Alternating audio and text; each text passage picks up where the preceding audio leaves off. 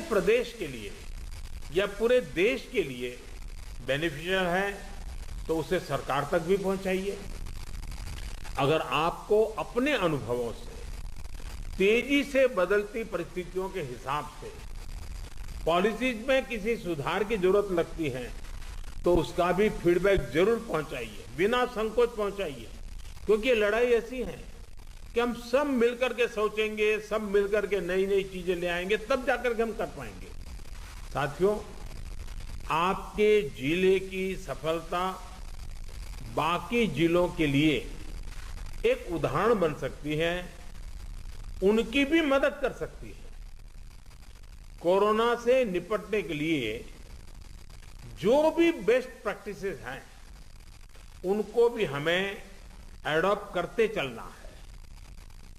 आपके बहुत से साथी ऐसे जिलों में होंगे जहां कोरोना संक्रमण पीक पर पहुंचने के बाद अब कम हो रहा है। उनके अनुभवों से सीखकर आप अपने जिलों में अपनी रणनीति को और मजबूत करते रहेंगे तो कोरोना के खिलाफ लड़ाई और आसान होगी।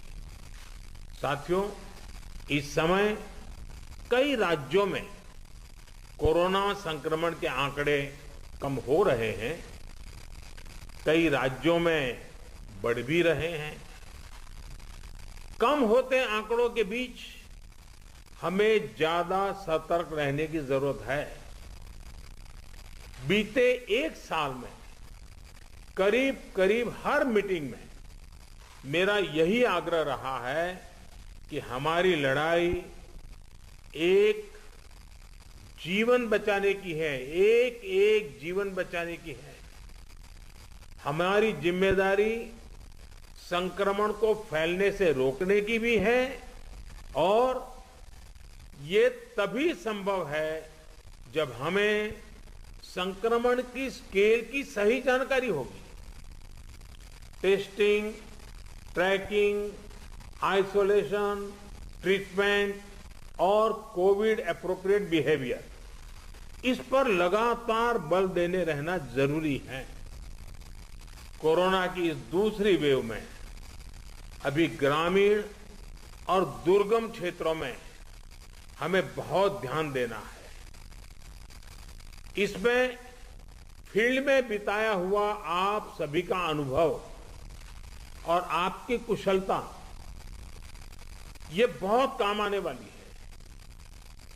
हमें गांव-गांव में जागरूकता भी बढ़ानी है और उन्हें कोविड के इलाज की सुविधाओं से भी जोड़ना है।